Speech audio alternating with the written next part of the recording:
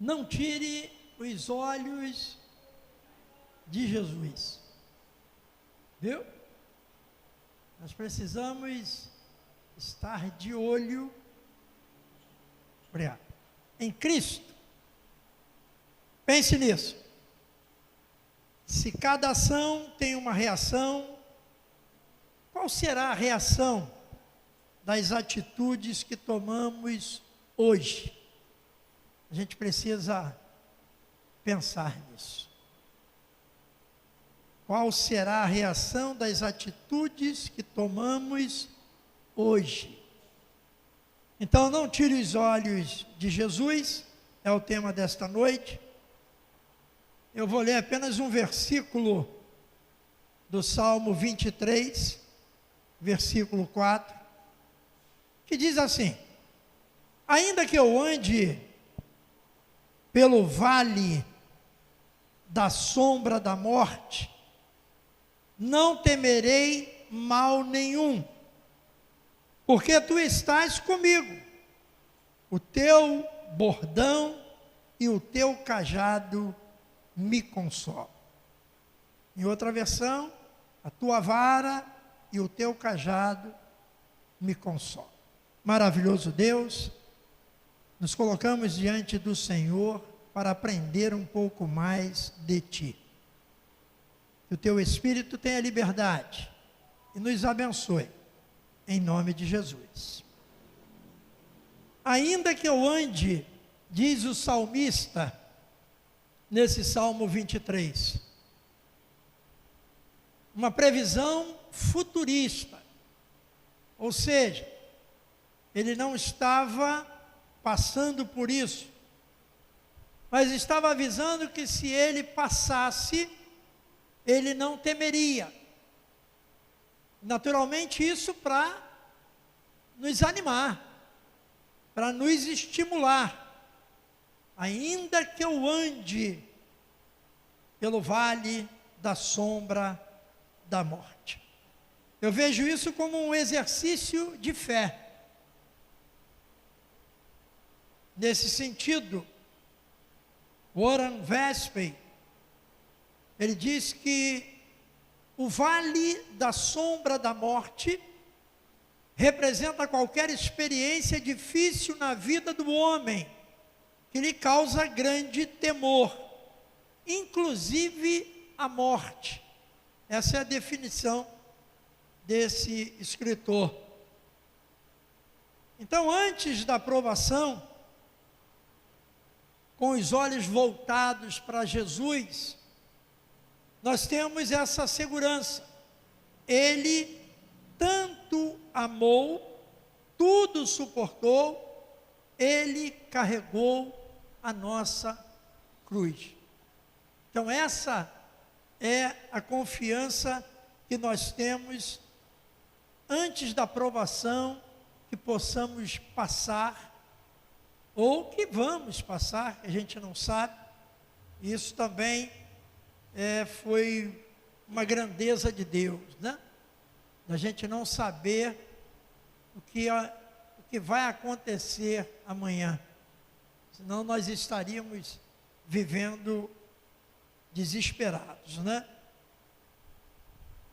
Isso nos traz um exemplo, a palavra de Deus, e nós lembramos de Pedro, né? Pedro é um ícone, né, no Novo Testamento, cara bom mesmo,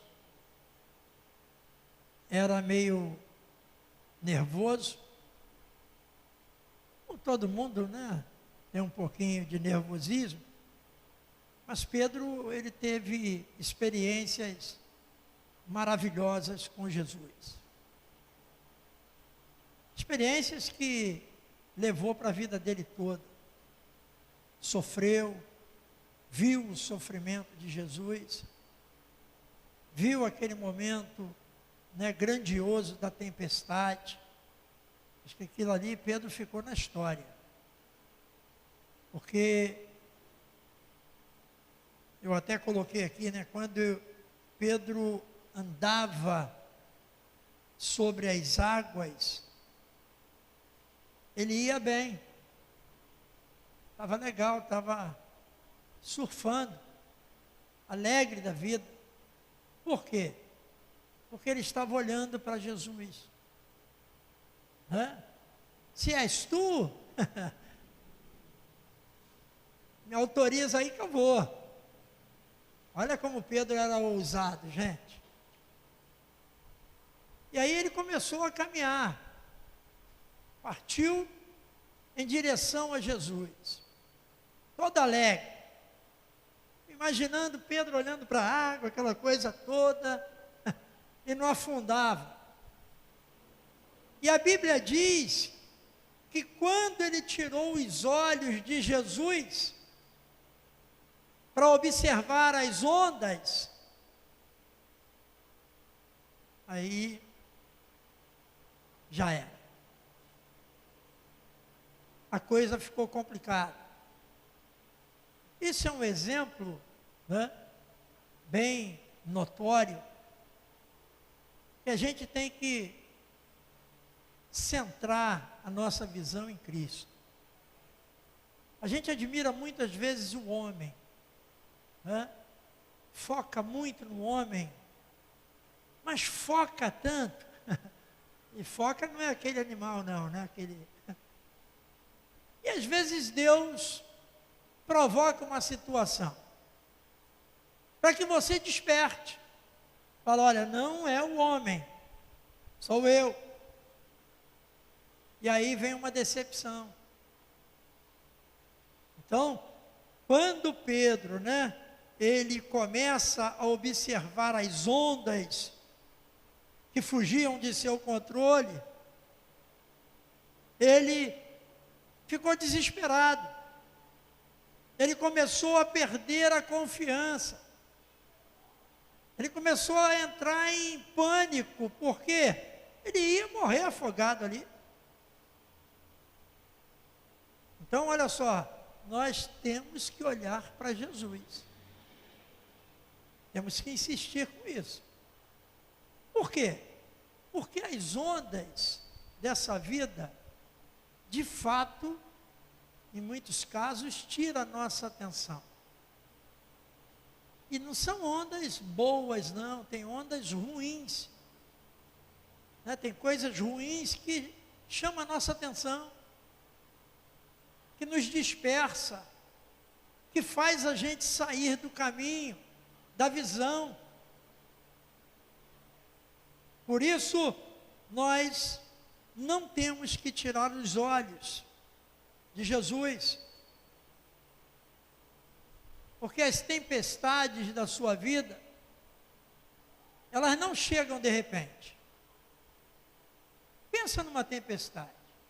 Olha quantas tempestades nós já tivemos aí nesses meses do verão. E eu fico imaginando, tempestade é igual ao pecado. Lembra daquela história que eu estou contando já há 30 anos? Caramba! Aquela história daquele rapaz, aquele líder de louvor. Ele falou para o pastor assim, pastor, eu queria me desligar do louvor porque eu cometi um pecado. Aí o pastor falou assim, rapaz, mas o que houve? Você é o líder do louvor da igreja. Ele falou, pastor, mas eu tive um problema sério. Eu fui, me enrolei aí, e quando eu dei por mim, eu estava saindo do motel com a menina. Aí o pastor, como foi um dos pastores que eu também fui discipulado na época, e ele falou, rapaz, mas não aconteceu nada. De repente, isso não acontece de repente, isso vem uma conversa, alguma coisa, sei lá. E você só despertou quando estava saindo E o Espírito Santo estava lá. Está vendo? Tempestade é a mesma coisa. As tempestades, quando chegam na nossa vida, elas não chegam de repente. Em alguns casos, primeiro vem o vento. Não sei aqui, ontem à noite começou a ventar, lá em Seropédia. E lá, quando venta, o vento assovia. Né? Porque aqui nem tanto, porque o vento tem tanto lugar para bater, né? Bate na casa da Eunice, bate na igreja, bate em tanto prédio, e aí diminui um pouco a intensidade do vento. Lá não tem nada para bater, só tem árvore para quebrar, sei lá o quê. Né? Aí a Carla falou assim, já está assoviando. Né? A gente já reconhece o vento pelo assovio. Viu? Isso é um privilégio, gente, não é para qualquer um. O vento lá assovia. Benito de Paulo dizia que assoviar e chupar cana não é fácil. Até canta. Então, o que acontece? Primeiro, o vento vai ficando mais forte. Aí, o tempo vai perdendo a sua luz. Se é de dia, a gente percebe isso. O céu começa a nublar. Preste atenção nisso, gente. Eu estou citando a natureza aqui, mas estou falando da tempestade da sua vida. Começa a nublar, perdeu aquele azul lindo, perdeu aquelas nuvens brancas, puxa, cinematográficas. Aqui a gente não tem tanto privilégio como lá, né? Lá a gente vê até estrela. Assim, na cidade, a estrela, tanta claridade, tanta luminosidade, ela desaparece. Mas lá até a Dalva tem ido lá, gente. Você conhece? Lembra da estrela Dalva? Puxa vida.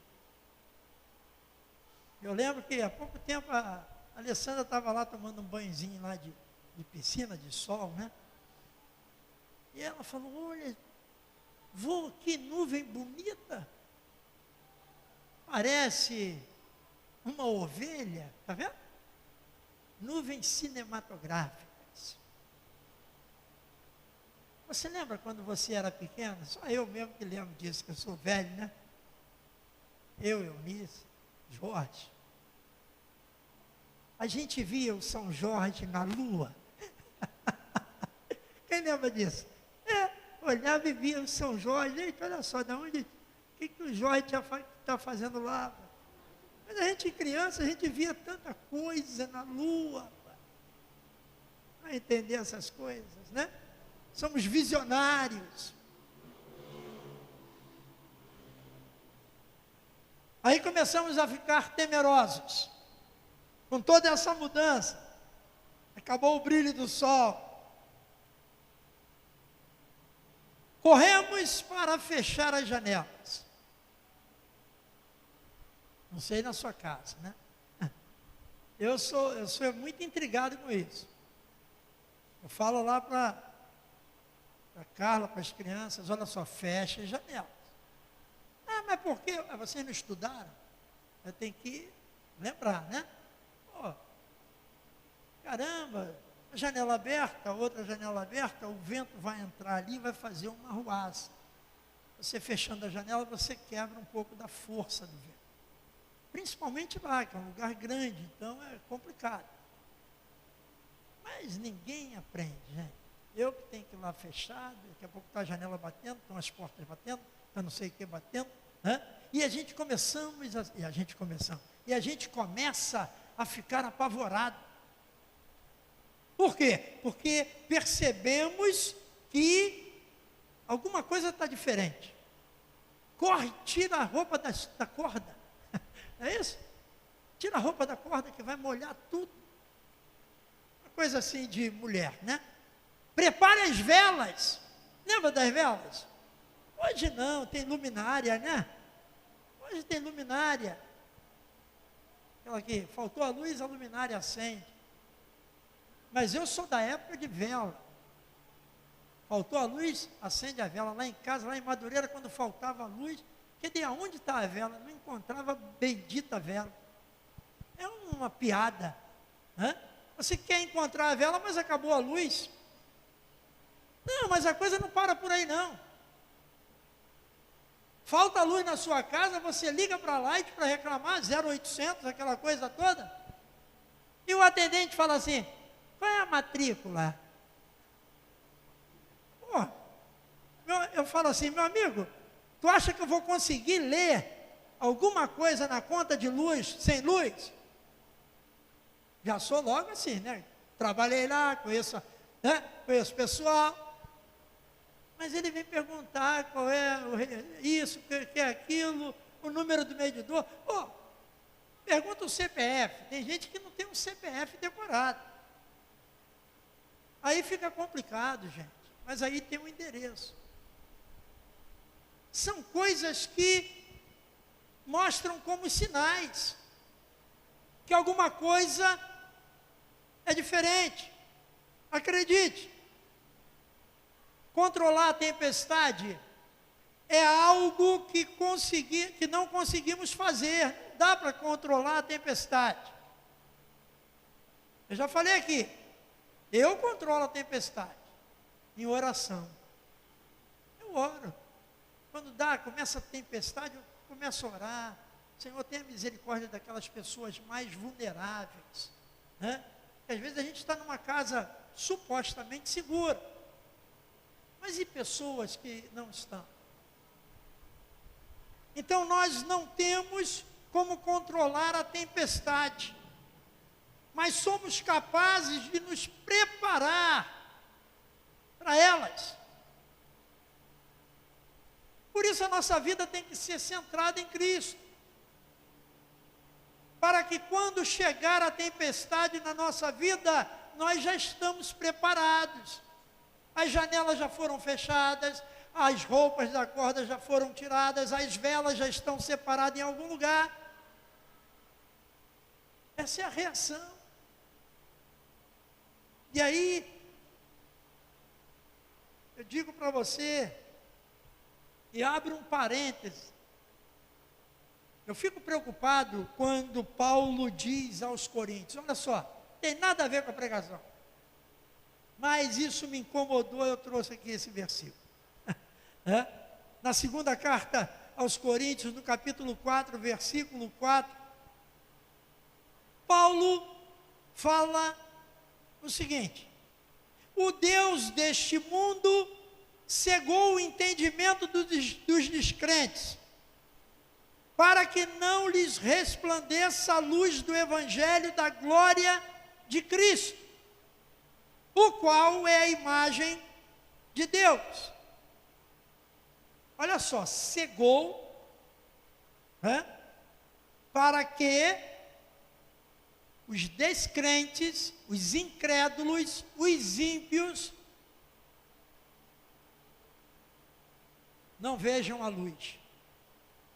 Aí eu fico intrigado com alguns versículos.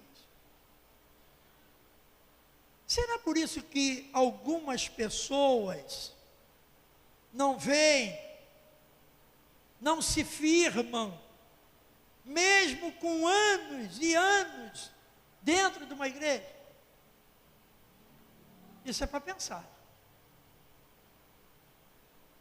Será que esse versículo aos Coríntios, que o Deus deste mundo cegou o entendimento dos descrentes? Porque tem pessoas que fazem parte do nosso grupo, nosso grupo que eu digo de crentes, que são incrédulos, que não acreditam, que até em algumas situações desacreditam de Deus. E essas pessoas sofrem. Essas pessoas não crescem no conhecimento da palavra, elas não se firmam, elas não ficam né, muito tempo num lugar, daqui a pouco está em outro, está em outro, e outro, e outro, e não fica mais em lugar nenhum. Porque precisa do conhecimento da palavra. As tempestades causam essas coisas. Fecho parênteses. Não conseguimos aprender. Ainda na segunda carta aos Coríntios, no capítulo 4, no verso 17 e 18, que diz assim, eu adoro esse versículo, gente, que a nossa leve e momentânea tribulação produz para nós um eterno peso de glória, acima de toda comparação, na medida em que não olhamos para as coisas que se veem, mas para as que não se veem. Porque as coisas que se veem são temporais, mas as que não se veem são eternas. Pensa nisso. Nós estamos, às vezes, focando em coisas que a gente vê e que vai acabar, que vai passar.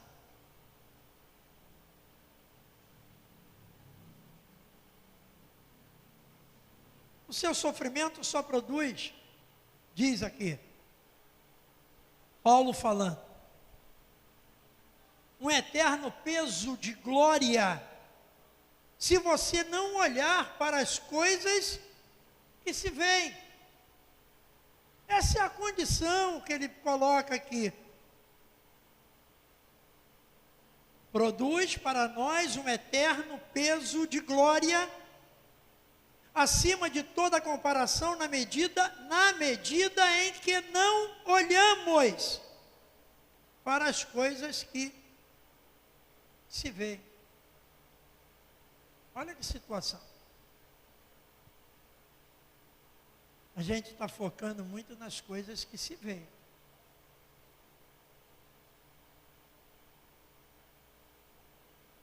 Pedro estava indo muito bem, até olhar para as ondas. A gente olha o que na nossa vida? A gente olha para o nosso salário, né? Nossa renda, é o que nós acreditamos que nos mantém. A gente olha para a nossa profissão, feliz aquele que tem uma profissão. Já contei aqui, né? Eu fiz eletrônica, aquela coisa toda. Era o meu sonho. Mas aí eu entrei na Light, aí entrei em suprimentos, me tornei comprador, aí o sonho acabou. A eletrônica ficou para lá. Aí depois que a gente está lá 20, 25 anos, 30 anos, né? Nem pode sair de lá. E fica naquele administrativo e não tem uma profissão. Essa é a desvantagem do administrativo, né? A gente não cria uma profissão. Depois eu pensava assim, caramba, eu podia ter feito engenharia, né? Engenharia elétrica, podia ser um engenheiro, né? Podia ter feito pelo menos técnico de eletricidade, estava dentro da Light. Não, mas também era emprego para a vida toda, entrei lá, você nem era nascido, entrei lá em 77. Parece até que eu estou falando para jovens, né? Ai, ai. E aí não tem uma profissão. Fazer o quê, né? Estou até hoje sem profissão. Né? Mas nós olhamos para a nossa profissão, para a nossa função, olhamos para o nosso futuro. Mas acima de tudo, eu aprendi isso, né? Talvez o tempo vai nos ensinando, né? Até mesmo a experiência de fé, de caminhar com Deus. A gente vai amadurecendo. E aí nós chegamos a um tempo da nossa vida que nós começamos a entender que, acima de tudo, nós temos que olhar para Jesus, amém? Acima de tudo. Nós vamos descobrir com o andar do tempo que Ele é o nosso provedor. A Adriana estava escutando uma mensagem minha, há pouco tempo aí, não sei. Ela estava lá numa faxina, aí botou bem alto, até eu estava escutando. Quase que eu me converto. Né? Aí está lá, está escutando. Aí ela falou, pai, quando eu passei lá na porta da sua casa, né? Ela falou, pai, você também recebeu essa carta lá na Light? Aí eu, pai, o que ela estava falando, né? Aí foi daquela mensagem, eu citei aqui como ilustração, que a chefe do departamento pessoal deixou uma carta de demissão na mesa de cada funcionário lá, acho que de uns 19. Deixou uma carta de demissão. Gente, ia deixar um vale-transporte, um ticket refeição, na época era isso, né? E aí os caras abriram a carta, quase infartaram. Aí ela falou assim, puxa, eu falei, não, pô, eu não passei por isso, né? Graças a Deus. Os caras passaram mal. Teve gente que passou mal, teve que ir para o posto médico. Ainda bem que lá tinha o posto médico ali na Marechal Floriano, né? Socorreu esse cara. E eu, graças a Deus, fiz um acordo muito bom. Bom ser velho por isso, né? Então você vê, a gente às vezes está confiando naquilo que de repente acaba. Pessoas com mais de 40, 50 anos demitidos, como vão entrar novamente no mercado de trabalho se não tem uma profissão? Se são administrativo, comprador, né, escriturário, sei lá o quê, na época era assistente. Então nós temos que olhar para Jesus, porque esse não nos decepciona. Jesus não nos demite. Essa é a nossa vantagem. Deus, olha, Deus tem uma paciência infinita com a gente. Tolera a gente de uma forma assim excepcional. Nós temos que olhar para o alvo. E o alvo é Cristo. Isso é muito difícil de separar. O que eu estou falando é a experiência de vida. Eu vou abrir um parênteses aqui, né? As pancadas nos ensinam. Amém? Oh, como a gente apanha até dentro da igreja. Mas a gente vai crescendo. Quando não morre, cresce. E às vezes morre também, mas renasce. Então os prêmios desta vida, eles passam, eles acabam. Aí Paulo fala aos Filipenses, no capítulo 3, versículo 13 e 14. Irmãos, falando para a gente, ó. Quanto a mim, não julgo havê-lo, do verbo haver, não julgo havê-lo alcançado, mas uma coisa faço, esquecendo-me das coisas que ficam para trás e avançando para as que estão diante de mim, prossigo para o alvo, para o prêmio da soberana vocação de Deus em Cristo Jesus. Olha a visão desse homem. Eu falei domingo aqui, eu falei que se pudesse eu teria inveja de Paulo, né? Mas a inveja não é de Deus, sei lá. Né? Por isso que o pessoal vai na tua casa, vê a sua televisão, pô, ela até queima. Até queima. Só fica assim, cara, que TV é essa, gente? Né? Cai logo um raio, né, não? Um raio.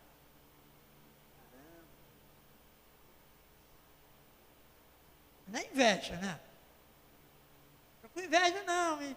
Só estou admirando, não, mentira. Além de invejoso, é mentiroso. Puxa vida. Aí Paulo está dizendo aqui.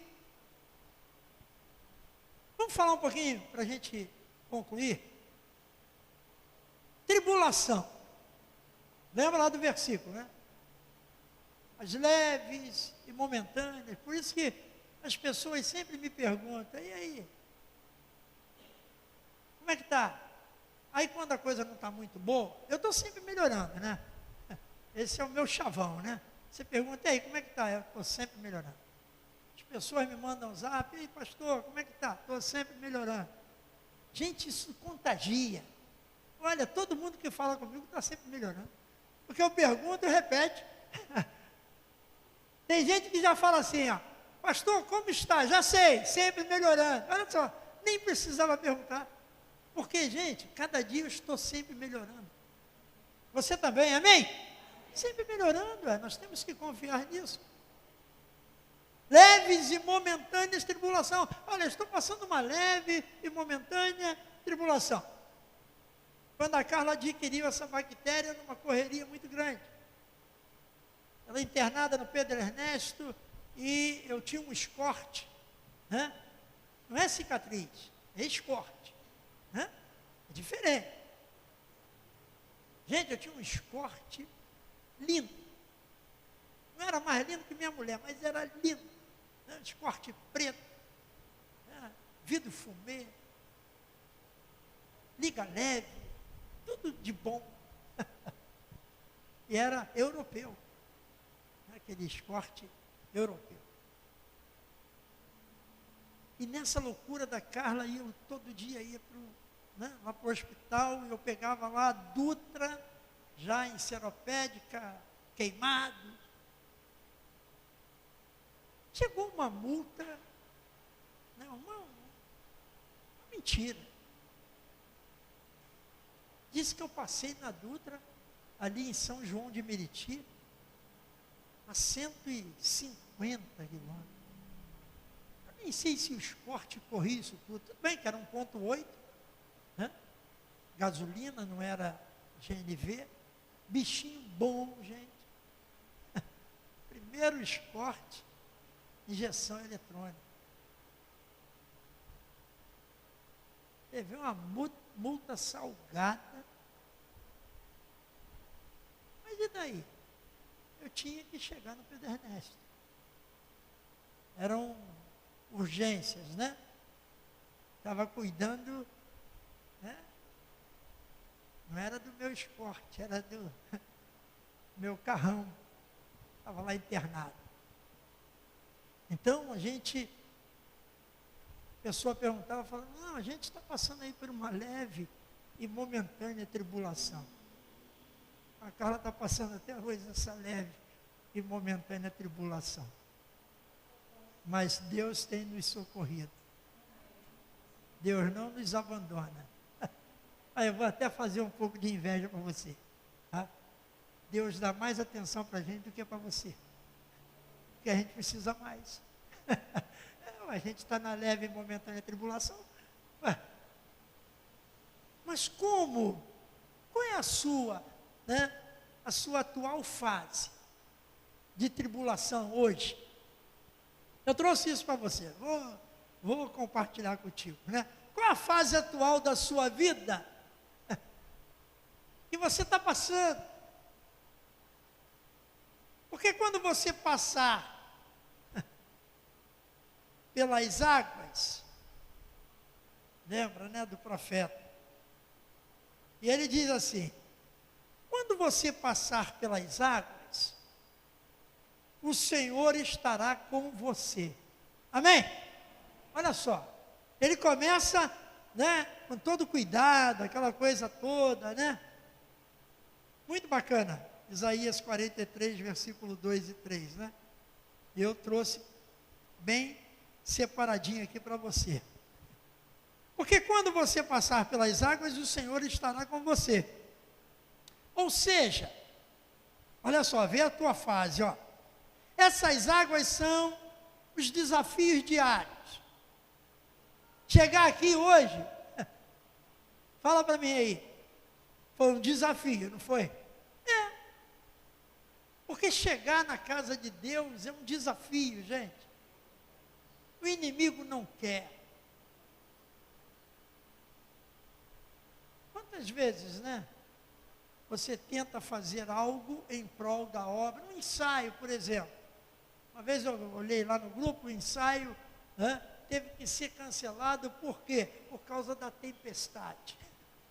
Caramba, tempestade cancela até ensaio. Está vendo?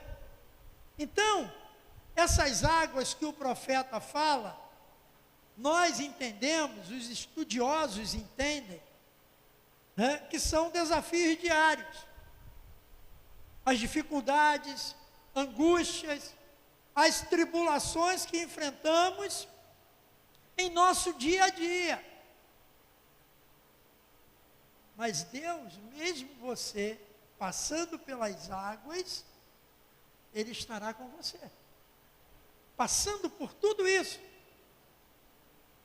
Legal. Porque quando você passar pelos rios, aí vem o profeta Isaías, dando continuidade ao versículo, ele fala, quando você passar pelos rios, eles não o submergirão. Ou seja, você não vai afundar. Você precisa acreditar nisso. Pelos rios, se refere a uma situação um pouco mais difícil. Não é tão fácil, ou tão, né? Não é fácil. Como as águas. As águas é a sua luta diária. Aí vem os rios, que é um pouco mais difícil.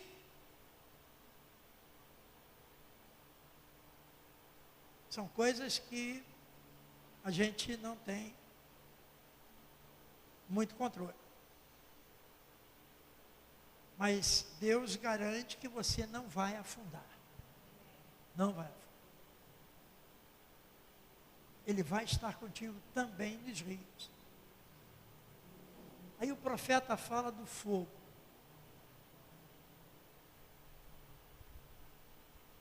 Aí vem o fogo.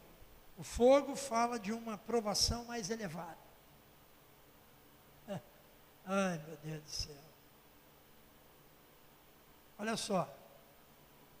A minha pergunta foi: qual a fase atual da sua vida?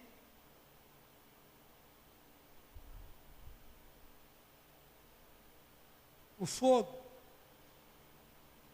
é violento. Eu fiquei imaginando, né? Como que eu poderia estar passando pelo fogo? O que seria pelo fogo?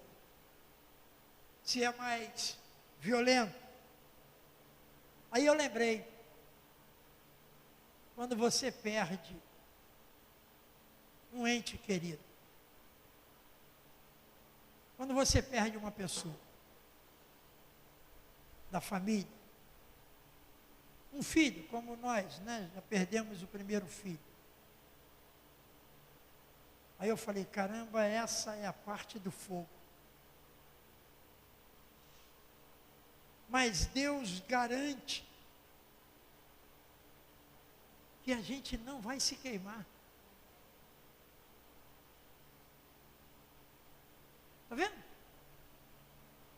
Nós vamos conseguir passar até pelo fogo. Garante a palavra de Deus.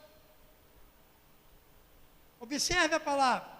Porque quando você passar pelo fogo, você não se queimará. As chamas não o atingirão. Porque eu sou o Senhor, seu Deus, o Santo de Israel, o seu Salvador. Aleluia. É isso que nos mantém de pé.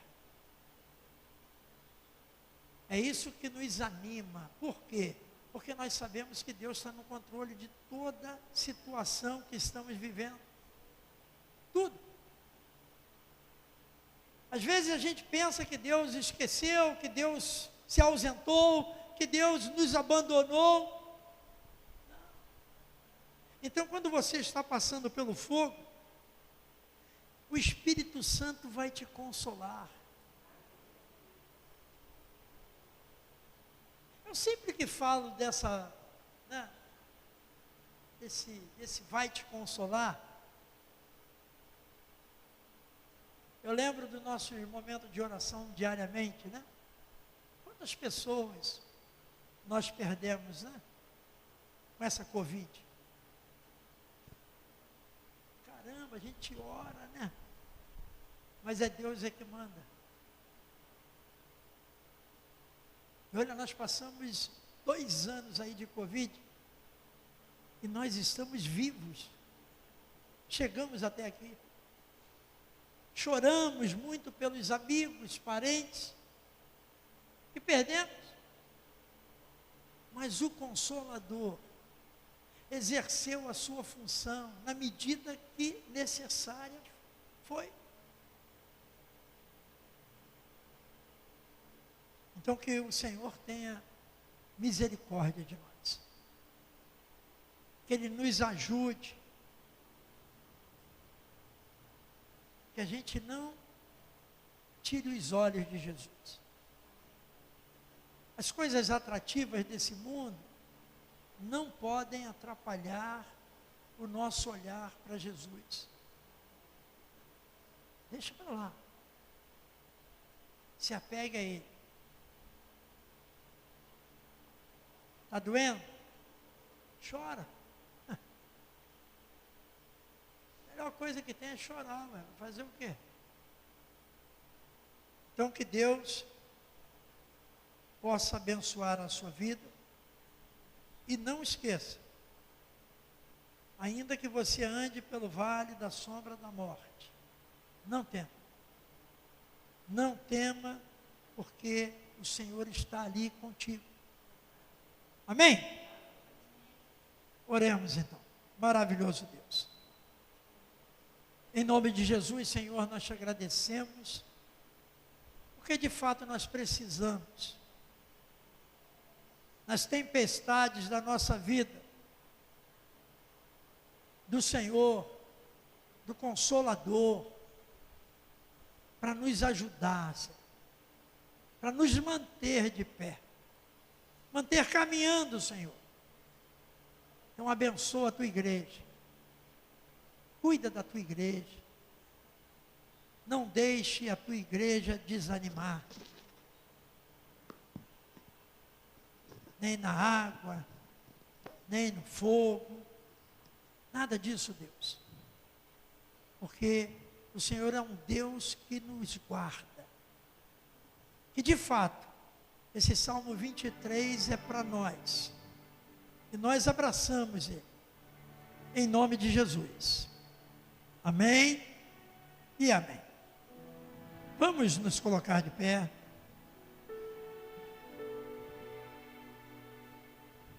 Vamos orar por esses pedidos. Deus maravilhoso. Aqui estão, Senhor, não simples papéis, mas são vidas arroladas em lutas, tempestades, dificuldades. Pai, que o Senhor possa ter misericórdia desses pedidos. Que o Senhor possa alcançar, ó Deus, essas necessidades. Ajuda essas pessoas, Pai. Cuida daqueles que estão doentes, que haja cura. Aqueles que estão presos em vícios, que haja liberdade, ou libertação. Aquele relacionamento que não está bem, que o Senhor possa aquecer de uma forma especial. Causas na justiça e tantas outras coisas, ó Deus, que as pessoas acreditam, escrevem e colocam aqui, Pai, porque elas acreditam no Senhor.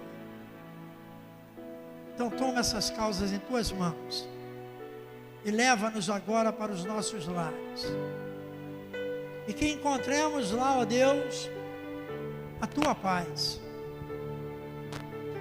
que a nossa família seja impactada com o teu poder, em nome de Jesus, amém e amém.